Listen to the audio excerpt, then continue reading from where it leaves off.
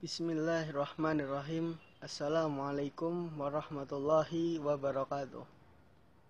Perkenalkan, nama saya Adika Hari Hermawan, asal dari Kabupaten Karanganyar, Provinsi Jawa Tengah. Di video kali ini saya hanya akan memberikan sedikit testimoni di kelas Jago Bab 30 hari Jago Bacot, kelas online yang diselenggarakan oleh Kak Ilham Sang Juara. Sebelumnya saya ucapkan kepada Kak Ilham Sang Juara yang telah memberikan saya kesempatan untuk bergabung di dalam kelasnya. Di dalam kelas tersebut saya diajari berbagai macam hal, meskipun sekarang sudah hampir selesai kelasnya, namun saya sudah menjadikan sebuah perubahan bagi diri saya sendiri. Sedikit materi yang akan saya bocorkan kepada kalian, yaitu yang pertama, 10 alasan Anda wajib punya karya buku. Untuk yang kedua, cara mudah Anda punya buku. Untuk yang ketiga, yaitu 10 alasan Anda wajib punya channel YouTube. Untuk yang keempat, yaitu 10 cara tembus 1000 subscriber. Yang kelima, yaitu akan diberikan sebuah materi yang sangat menarik, yaitu tentang game yang harus Anda mainkan di dalam sebuah forum. Yang keenam, saya diberi sebuah materi tentang personal branding. Yang ketujuh, di situ saya diharapkan dapat mempunyai sebuah wadah atau komunitas yang saya bentuk. Yang kedelapan, yaitu 10 alasan Anda wajib jadi motivator. Untuk yang kesembilan, yaitu 10 alasan Anda jangan jadi motivator. Untuk yang 10, yaitu trik menjadi avatar juara. Sebenarnya materi yang disampaikan Kak Ilham di dalam 30 hari Jago Bacot ini sebenarnya sangat banyak, namun hanya saya ambil 10 saja. Ya, karena ini sebenarnya haknya Kak Ilham. Sebelumnya saya juga sudah meminta izin kepada beliau untuk membuat sebuah video tentang kelas yang dibuatnya selama 30 hari. Di sini saya akan mengulas satu persatu dengan bahasa saya sendiri. Yang pertama, yaitu 10 alasan Anda wajib punya karya buku. Di sini sebenarnya tidak memaksa bagi setiap orang untuk mempunyai sebuah karya buku. Karena apa? Karya buku ini hanya diperuntukkan bagi orang-orang yang ingin keren dan ingin menjadi orang hebat kelak ketika sudah dewasa. Mengapa Kak Ilham memberikan materi 10 alasan Anda wajib punya karya buku?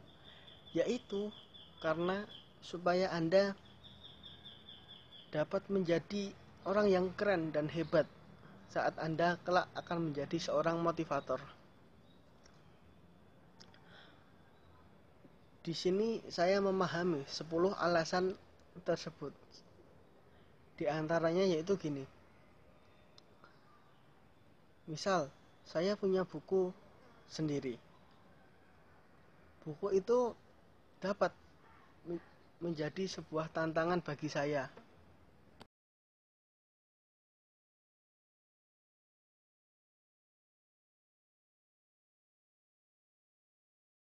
Oke, dilanjut saja. Saya akan menjelaskan dari 10 materi tadi. Yang pertama yaitu 10 alasan Anda wajib punya karya buku. Yaitu, kenapa kok Anda diwajibkan punya buku itu? Yang pertama, supaya Anda menjadi keren atau menjadi hebat. Karena banyak orang hebat dan orang keren, itu salah satunya ini, dengan mempunyai karya buku. Sebagai contoh yaitu seperti Kak Ilham, yang ada buku fenomenal yaitu Rantai 800 km. Selain alasan itu, yaitu buku sebenarnya supaya kita menjadi orang yang dianggap oleh orang lain. Maksudnya yaitu kita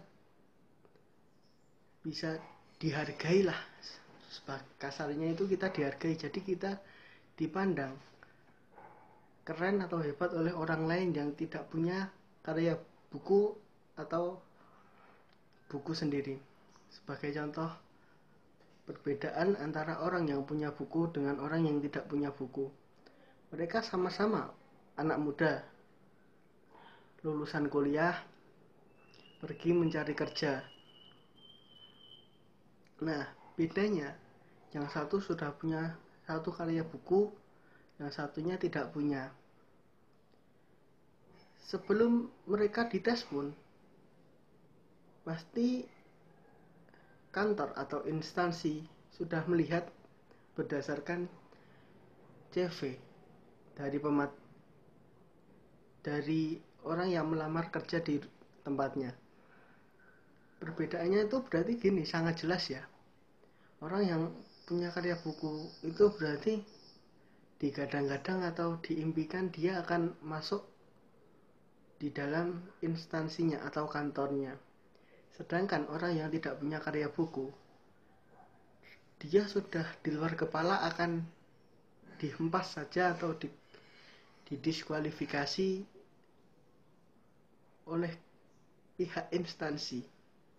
Itu sebagai salah satu contohnya. Yang kedua gini, cara mudah punya buku. Menurut saya, cara mudah membuat buku itu yaitu menjadikan sebuah pengalaman itu dijadikan sebuah buku. Kembali lagi contohnya kepada Kak Ilham sang juara yang punya salah satu buku fenomenal, yaitu judulnya Rantai 800 km.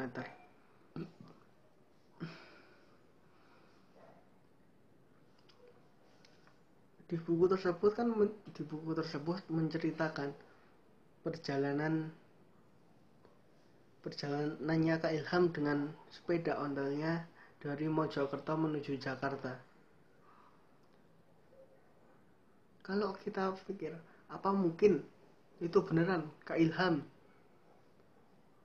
yang nyepeda ontel 800 km dari Mojokerto ke Jakarta? Mungkin kalian gak percaya sebelum baca. Lawang saya saja yang belum baca dulu juga kaget. Masa ada sih orang yang mau naik ontel dari Mojokerto ke Jakarta yang kurang lebih 800 km dan ditempuh oleh Kak Ilham 13 km. Gila bukan sih? Masa nggak gila toh? Akhirnya gini, daripada saya menilai yang tidak-tidak kepada Kak Ilham, akhirnya saya mulai membaca buku Rantai 800 km itu. Tanpa disadari ternyata saya bisa mengikuti alurnya, ceritanya yang dibuat oleh Kak Ilham. Ternyata itu memang benar. Kak Ilham membuktikan 13 hari mengayuh sepeda ontelnya dari Mojokerto sampai ke Jakarta. Itu sebagai salah satu contoh. Cara mudah punya buku yang lain, selain dengan pengalaman, yaitu dengan melihat keadaan sekitar atau melihat mirisnya keadaan, baik itu di Indonesia sendiri maupun di lingkup dunia. Semisal kalau di Indonesia sendiri itu tentang milenial di Indonesia. Sekarang banyak milenial yang malas membaca buku, tidak punya karya, dan tidak mau berusaha untuk sukses. Karena kebanyakan para milenial itu beranggapan bahwa sukses itu sudah diatur, tanpa mereka berusaha pun pasti sukses akan diraihnya karena sudah takdirnya. Ya, mungkin bisa terjadi, tapi tidak semua, hanya beberapa. Perlu kita sadari lagi, selain kita percaya akan takdir, kita harus berusaha. Nggak ada yang namanya hasil tanpa usaha. Kita usaha dulu aja hasilnya belum memuaskan, apalagi tanpa ada usaha mau hasil memuaskan. Saya pun belum menemui hal itu. Itu tadi ada beberapa cara mudah punya buku. Yang ketiga, 10 alasan Anda wajib punya channel YouTube. Sebenarnya channel YouTube itu berguna untuk mempublikasikan video kita atau karya kita ke dunia maya. Misal kelak saya menjadi motivator, amin, ataupun menjadi seorang penulis, ataupun itu, semoga kalian mempunyai impian yang besar dan yang gila tentunya. Saya pun sadar saya orangnya yang seperti ini. Saya pun berpikir, apakah saya bisa menjadi motivator? Apakah bisa saya menjadi seorang penulis? Apakah bisa saya menjadi seorang profesor? Ataupun bisa saya menjadi seorang pebisnis, investor, pengusaha, guru, dan lain-lain. Saya pun sempat pesimis. Bagaimana tidak pesimis? Karena dengan kehidupan saya yang seperti ini, yang biasa-biasa saja. Namun saya sekarang sedikit terbuka setelah bertemu dengan Kak Ilham di kelas 7 hari jago bacotnya bulan Mei lalu.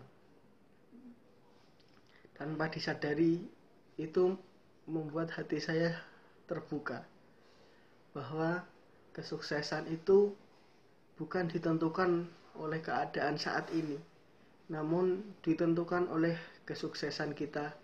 Kesuksesan kita itu diraih sejak usia kita saat ini. Kembali lagi ke alasan wajib punya channel YouTube. Yang pertama tadi ya, untuk mempublikasikan kekerenan kita suatu saat nanti.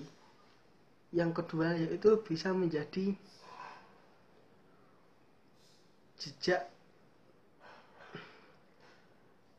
jejak rekaman. Maksudnya yaitu sekarang kita buat konten kayak gini, saya buat seperti ini, masih receh yang nggak tahu bahasa apapun itu. Saya yang hanya biasa-biasa saja, yang belum jadi apa-apa, baru jadi manusia seutuhnya. Namun kelak 5-10 tahun lagi kita membuka channel YouTube kita. Kita membuka channel YouTube-nya lagi.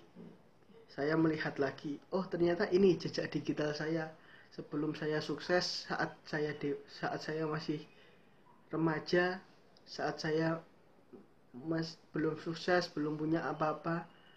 10 tahun ke depan atau saat kita sudah berumur 25-30 tahun, kita buka lagi, oh ternyata saya itu gini berjuangnya. Saya tahu kenapa kok Tuhan memberikan kepada saya seperti ini.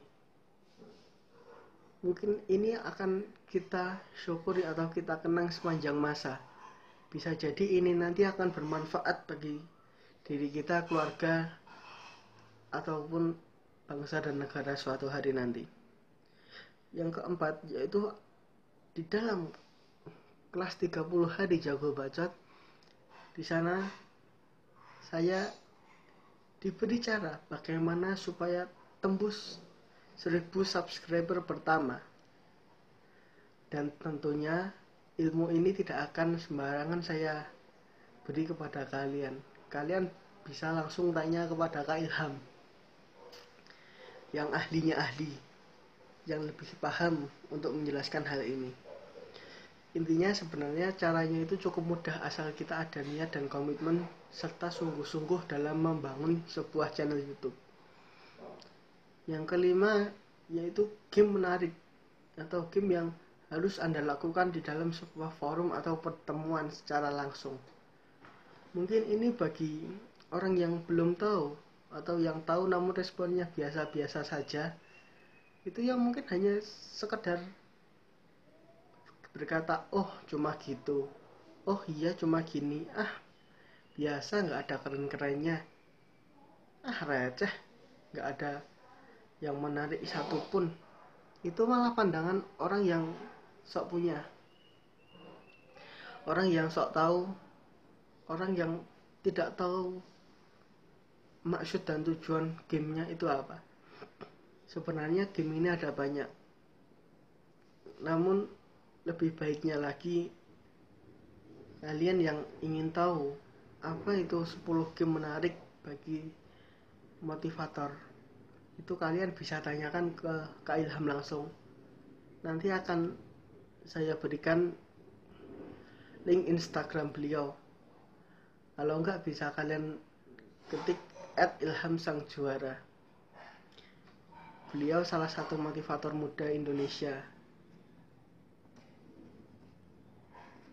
Beliau merupakan salah satu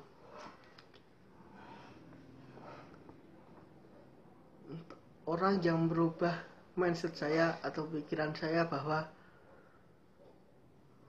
kesuksesan itu bukan di tangan orang yang berkuasa, namun kesuksesan berada di tangan orang yang mau berusaha. Yang keenam, personal branding. Mungkin bagi kalian personal branding itu macam-macam pengertiannya, dan di sini saya tidak akan menjelaskannya secara panjang lebar karena saya juga belum dapat menyimpulkan maksud personal branding ini sendiri. Tapi mungkin gini, personal branding yaitu untuk membranding atau menaikkan nama kita atau diri kita kepada khalayak umum. Yang ketujuh yaitu membuat suatu wadah atau komunitas. Di sini hanya orang-orang yang terpilih lah atau orang keren lah dan orang hebat yang berani membuat sebuah komunitas atau sebuah wadah. Seperti Kak Ilham yang punya sebuah komunitas, yaitu komunitas Sang Juara.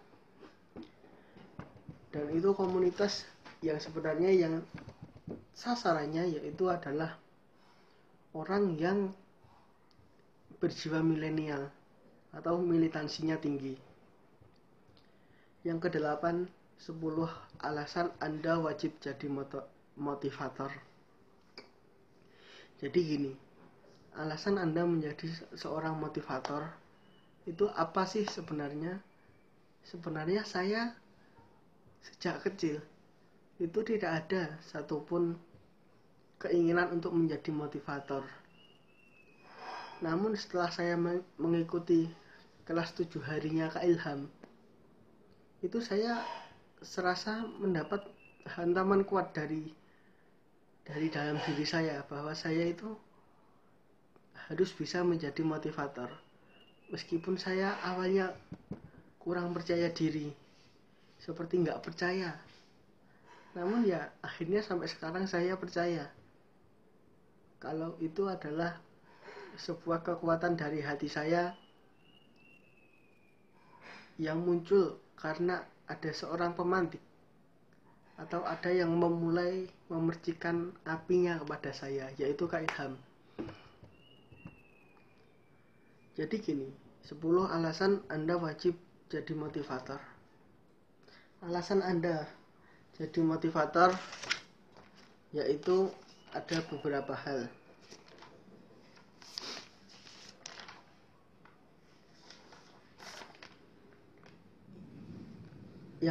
Salah satunya yaitu Anda menjadi agen perubahan atau orang yang membuat perubahan kepada khalayak umum. Misal di sebuah forum saya membuat sebuah tujuan bahwa saya membuat sebuah komunitas, misal komunitas A. Di situ tujuannya agar anak muda atau anak milenial itu dapat membuat karya dan dapat dijadikan sebagai jejak digital atau sebagai kenang-kenangan kita atau sebagai motivasi ke anak cucu kita nanti suatu saat hari nanti. Selain itu yaitu menjadi seorang motivator yaitu dapat menambah persaudaraan, apalagi motivator yang sudah kelas nasional maupun internasional, bukan hanya diundang per RT, per RT, per RW atau per desa, tapi sudah masuknya ke ranah per kabupaten maupun per provinsi, apalagi internasional di seluruh dunia. Lanjut ke 9 yaitu 10 alasan Anda jangan jadi motivator. Yaitu salah satunya berpeluang sok angkuh atau sombong. Kenapa tidak? Karena motivator itu salah satunya dapat membuat kita berbangga diri dengan kita jadi seorang motivator. Apalagi itu bagi orang yang tidak mengendalikannya, maka sungguh akan sangat berbahaya jika dia jadi seorang motivator. Karena sikap angkuhnya tadi, sikap sombongnya tadi yang membangga-banggakan dirinya lebih baik daripada orang lain akan membuat citra motivator yang lain itu menjadi buruk. Dan setelah mereka mendengar kata motivator, banyak yang beranggapan motivator itu gak baik, sombong, intinya gak baik lah motivator itu. Akhirnya banyak orang yang beranggapan bahwa semua motivator nanti akan menjadi jahat atau motivator itu semua sama saja, padahal tidak bisa kita pukul sama rata.